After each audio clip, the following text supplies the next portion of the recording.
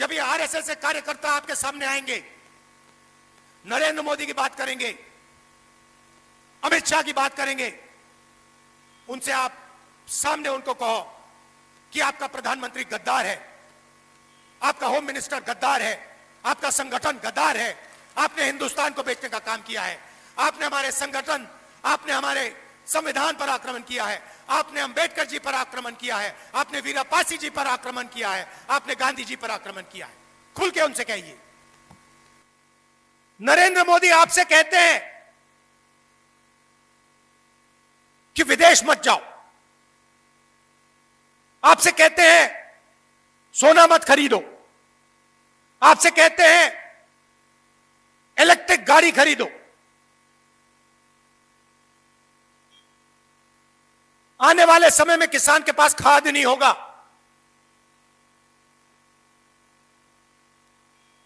आर्थिक तूफान आ रहा है, आप देखना कुछ ही महीनों में महंगाई कहां जाती है, पेट्रोल के दाम कहां जाते हैं, डीजल के दाम कहां जाते हैं, गैस के दाम कहां जाते हैं, दाल चावल के दाम कहां जाते हैं। खुल के प्रधानमंत्री कहता है सोना मत खरीदो, विदेश मत जाओ, और फिर हजारों करोड़ रुपए के जहाज में विदेश चला जाता है। आप लोग चुप रहते हो, आप लोग एक शब्द नहीं बोलते हो, और 24 घंटा प्रधानमंत्री इस पर आक्रमण करता है, वोट चोरी करता है, इस पर आक्रमण करता है, मनरेगा को खत्म करता है, इस पर आक्रमण करता है, जाति जनगणना नहीं करवाता, इस पर आक्रमण करता है, अंबानी अदानी को पूरा देश बेच देता है, इस पर आक्रमण करता है।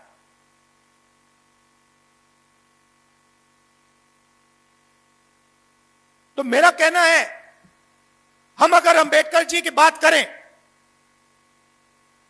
अगर हम वीरापासी जी की बात करें और उनकी मूर्ति के सामने हम हाथ जोड़ें, तो फिर हमारी जिम्मेदारी है कि उनकी विचारधारा की हम रक्षा करें। इसके बिना हाथ जोड़ने का कोई मतलब ही नहीं है। आप सोचिए, अगर अंबेडकर जी यहां बैठे होते और आप उनके सामने हाथ जोड़ते, उनके नारे लगाते और फिर एकदम बाहर जाके अंग्रेजों के साथ मिल जाते, उनकी विचारधारा के खिलाफ खड़े हो जाते, या उनकी विचारधारा की रक्षा नहीं करते, तो अंबेडकर जी, वीरापासी जी क्या कहते?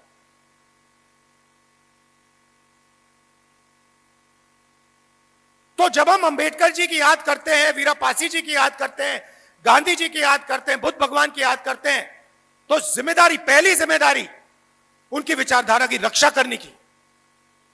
और यह मैं चाहता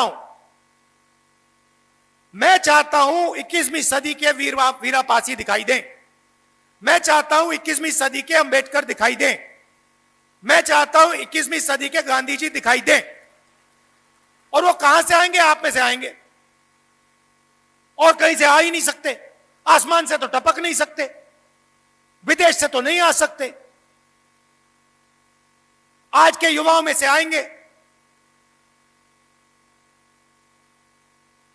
आने वाला समय बहुत मुश्किल है। मोदी जी ने क्या किया? हिंदुस्तान का पूरा धन आपके जेब में से, आपके घरों में से निकाल दिया। संविधान आपकी रक्षा करता था, संविधान कहता था कि पब्लिक सेक्टर होना चाहिए, संविधान कहता था आरक्षण होना चाहिए, संविधान कहता था जुडिशरी में न्याय होना चाहिए। यह सारा का सारा नरेंद्र मोदी जी ने, अमित शाह ने, आरएसएस ने खत्म कर दिया। संविधान कहता था कि फ्री एंड फेयर मीडिया होना चाहिए, खत्म कर दिया।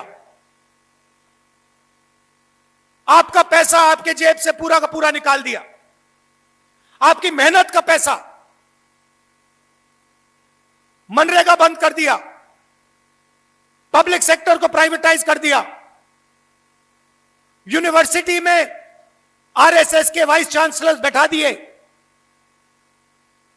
उनको कुछ नहीं मालूम, साइंस नहीं मालूम, हिस्ट्री नहीं मालूम, ज्योग्राफी नहीं मालूम, मगर यूनिवर्सिटी चला रहे हैं।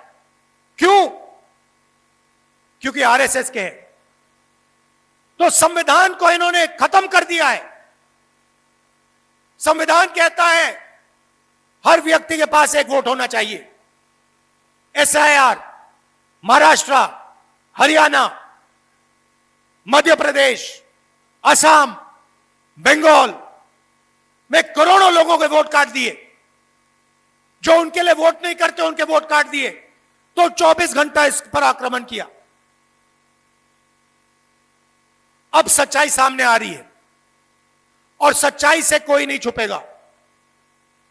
यह आपकी रक्षा करता था, यह हिंदुस्तान की अर्थव्यवस्था की रक्षा करता था, यह किसानों की रक्षा करता था, यह मजदूरों की रक्षा करता था, यह छोटे व्यापारियों की रक्षा करता था। नरेंद्र मोदी ने इसको खत्म कर दिया। आपके जेब में से पैसा निकाल दिया।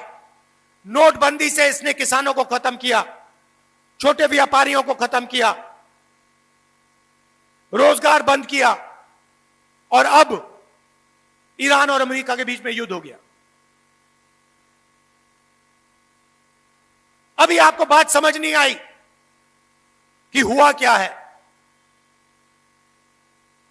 आप सोच रहे हो कि अमेरिका और ईरान के बीच में युद्ध है तो क्या हुआ, वो लड़ रहे, हमारा क्या लेना देना। भाई और बहनों, ये पहले आपकी रक्षा करता था, ये गायब हो गया है। अब आर्थिक तूफान आने वाला है। क्यों? क्योंकि अमेरिका ने ईरान पर आक्रमण किया और ईरान ने हॉर्मुज स्ट्रेट को बंद कर दिया। हॉर्मुज स्ट्रेट को बंद करने का मतलब दुनिया का 20% तेल, 20% तेल का सप्लाई खत्म। इसका नतीजा आने वाले समय में महंगाई आसमान तक। आपने अपनी जिंदगी में ऐसी महंगाई नहीं देखी होगी। फिर से दोहराता हूं, जो आने वाला है 3-4 महीने में ऐसी महंगाई आपने अपनी जिंदगी में नहीं देखी होगी। दूसरी चीज, खाद, किसानों को खाद नहीं मिलने वाला है। तीसरी चीज, गैस, गैस का सप्लाई खत्म होने जा रहा है। केरोसिन, सारा का सारा बंद होने जा रहा है। और जो आपकी रक्षा करता था, ये इसको फाड़ के नरेंद्र मोदी ने फेंक दिया है। तो अब आर्थिक तूफान का नतीजा अंबानी अदानी को नहीं लगने वाला। वो अपने महलों में बैठे रहेंगे। अब सीधा का सीधा आर्थिक तूफान आपके घर में आ रहा है। क्यों? क्योंकि नरेंद्र मोदी ने इसको खत्म किया और जो आपको रक्षा करता था उसको उन्होंने हटा दिया। अब पूरा का पूरा झटका किसानों को लगने वाला है, युवाओं को लगने वाला है, मजदूरों को लगने वाला है, माताओं बहनों को लगने वाला है। और नरेंद्र मोदी क्या कहता है? कहता है विदेश मत जाओ, और फिर अपने जहाज पे उड़ के विदेश चला जाता है। भाइयों और बहनों, नरेंद्र मोदी ने हिंदुस्तान के आर्थिक सिस्टम को बेच दिया है। फिर से बोलता हूं, नरेंद्र मोदी ने हिंदुस्तान के आर्थिक सिस्टम को बेच दिया है। उसने अदानी को, अंबानी को और अमेरिका को हिंदुस्तान का आर्थिक सिस्टम पकड़ा दिया है। अब आर्थिक तूफान आ रहा है और नरेंद्र मोदी और हिंदुस्तान की सरकार आपको नहीं बचा पाएगी। देखना, 2-3 महीने में आपको पता लग जाएगा। कैसा जबरदस्त झटका लगने वाला है। और आप याद रखना, नरेंद्र मोदी कहेगा, आपसे कहेगा, रोएगा, जैसे कोविड के समय रोया था, जैसे नोटबंदी के समय रोया था, रोएगा और कहेगा मेरी गलती नहीं है। और मैं आपको बता रहा हूं कि गलती सिर्फ नरेंद्र मोदी, अमित शाह और आरएसएस की है, क्योंकि इन्होंने इसको खत्म किया है। देख लेना, 1 महीने के अंदर टीवी पे आएगा नरेंद्र मोदी, रोएगा, हाथ जोड़ेगा, जैसे नोटबंदी में कहा था मुझे लटका देना फांसी से। नोटबंदी उसने की, आपसे पैसा उसने छीना, आपके घर से पैसा उसने छीना, और फिर आके हाथ जोड़ दिए और कहा कि मुझे लटका देना फांसी पे अगर काला धन नहीं खत्म हुआ। काला धन खत्म हुआ। उसके बाद कोविड के समय वही बात की, मजदूरों को मरवा दिया, घर भेज दिया, लॉकडाउन कर दिया, और अरबपतियों का लाखों करोड़ रुपए कर्जा माफ कर दिया। और फिर से करने वाला है। चुनाव से पहले कहा कि पेट्रोल की कोई कमी नहीं है, गैस की कोई कमी नहीं है, पेट्रोल के दाम नहीं बढ़ेंगे। और आज जब पेट्रोल के दाम बढ़ रहे हैं तो अंबानी पेट्रोल हिंदुस्तान के बाहर भेज रहा है। अंबानी रूस से पेट्रोल खरीदता है और बाहर बेचता है। और अंबानी नरेंद्र मोदी की फंडिंग उस पेट्रोल के पैसे से करता है। यह सच्चाई है। रास्ता क्लियर है, रास्ता दिखाया गया है पहले। अंबेडकर जी का रास्ता है, नेहरू जी का रास्ता है, गांधी जी का रास्ता है, वीरप्पासी जी का रास्ता है, बुद्ध भगवान का रास्ता है, नारायण गुरु, बसवना, ये सब, इन सब लोगों ने रास्ता दिखाया है। आप मूर्तियों के सामने हाथ जोड़िए, घंटों जोड़िए, मत्था टेकिए, मगर जब उनकी विचारधारा पर आक्रमण होता है तो फिर खड़े हो जाइए और पीछे मत हटिए। यही है मतलब, यही है मतलब मत्थे टेकने का, यही है मतलब हाथ जोड़ने का। नारों से कुछ नहीं होने वाला, इसकी रक्षा कीजिए। इसमें वीरापासी जी की आवाज है, उनका खून है इसमें। अंबेडकर जी की आवाज है, खून है इसमें। गांधी जी, नेहरू जी, सबकी आवाज है इसमें, सबका खून है इसमें। आवाज की और खून की रक्षा कीजिए। हाथ जोड़ने से अब कुछ नहीं होने वाला है, खड़ा होना पड़ेगा, लड़ना पड़ेगा। दिल से आपका धन्यवाद करता हूं, आप दूर दूर से आए।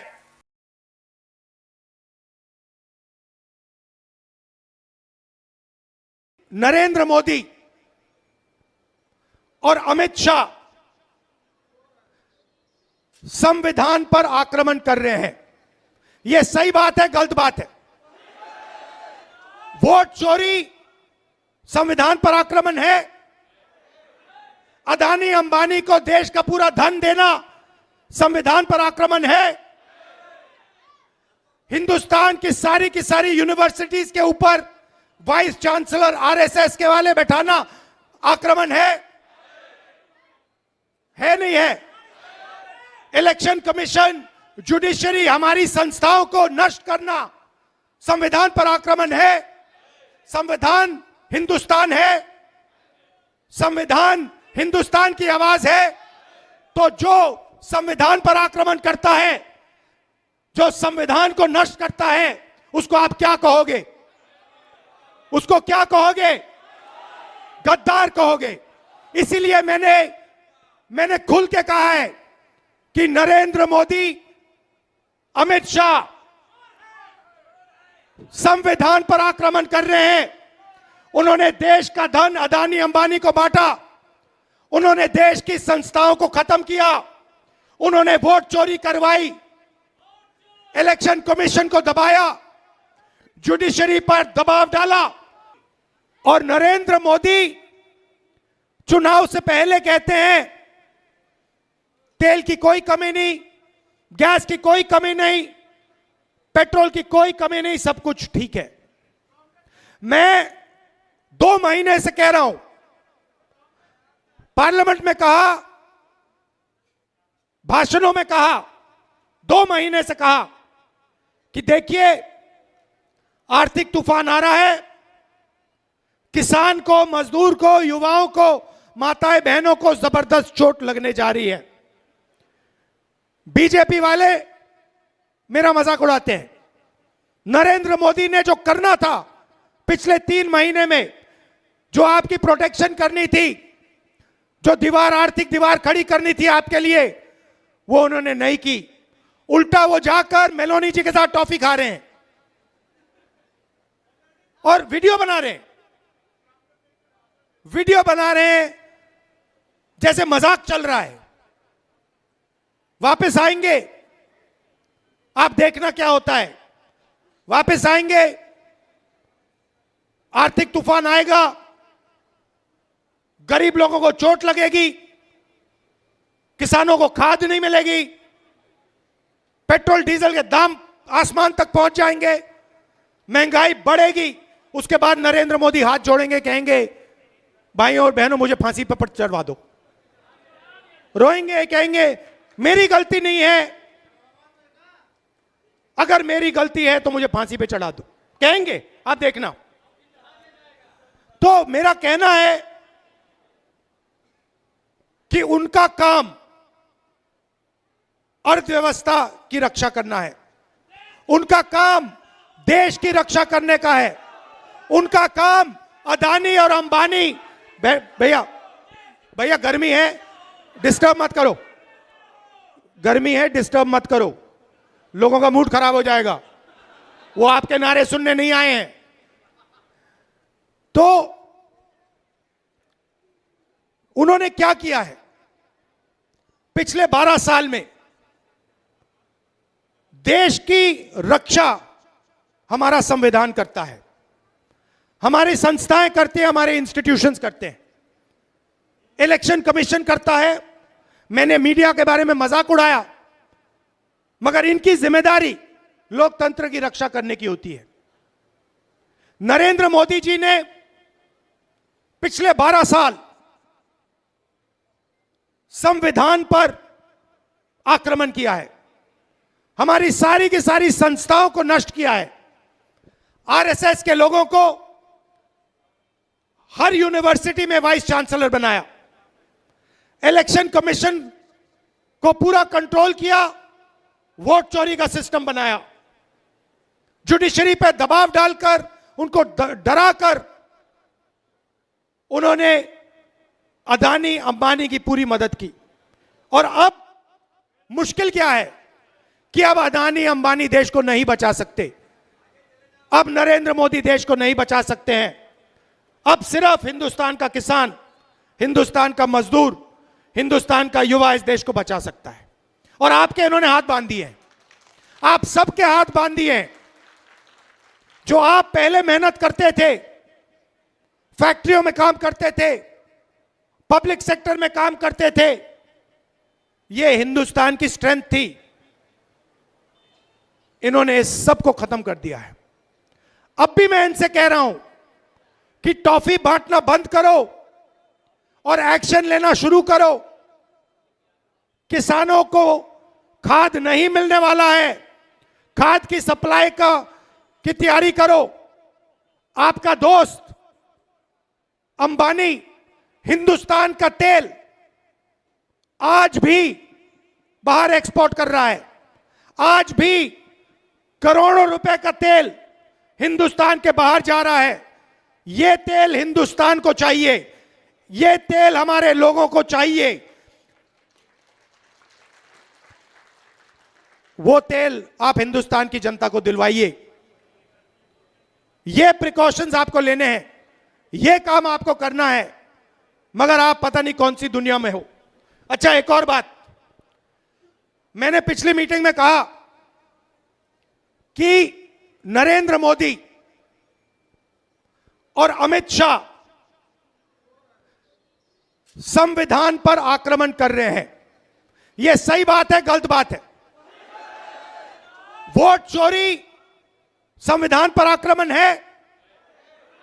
अदानी अंबानी को देश का पूरा धन देना संविधान पर आक्रमण है? हिंदुस्तान की सारी यूनिवर्सिटीज के ऊपर वाइस चांसलर आरएसएस के वाले बैठाना आक्रमण है? नहीं है? इलेक्शन कमीशन, जुडिशरी, हमारी संस्थाओं को नष्ट करना संविधान पर आक्रमण है? संविधान हिंदुस्तान है, संविधान हिंदुस्तान की आवाज है। तो जो संविधान पर आक्रमण करता है, जो संविधान को नष्ट करता है, उसको आप क्या कहोगे? उसको क्या कहोगे? गद्दार कहोगे। इसीलिए मैंने खुल के कहा है कि नरेंद्र मोदी, अमित शाह संविधान पर आक्रमण कर रहे हैं।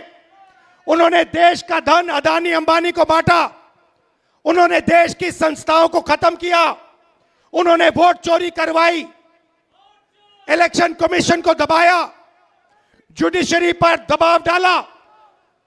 आरएसएस के लोग सुन लो, आपने कहा कि मुझे माफी मांगनी चाहिए, मैं कभी माफी नहीं मांगूंगा, फिर बोलूंगा। अमित शाह और नरेंद्र मोदी गद्दार हैं क्योंकि उन्होंने कॉन्स्टिट्यूशन पर आक्रमण किया है। सुन लो अच्छी तरह, मैं तुम लोगों से नहीं डरता हूं और हिंदुस्तान की जनता इस बात को समझ गई है और हिंदुस्तान की जनता भी आपसे नहीं डरती है। भाइयों और बहनों, देश दुनिया की रखी खबर हर रोज हर शाम कानो कान सुनते रहें द लेंस पॉडकास्ट। रहे अपडेट लेंस के साथ।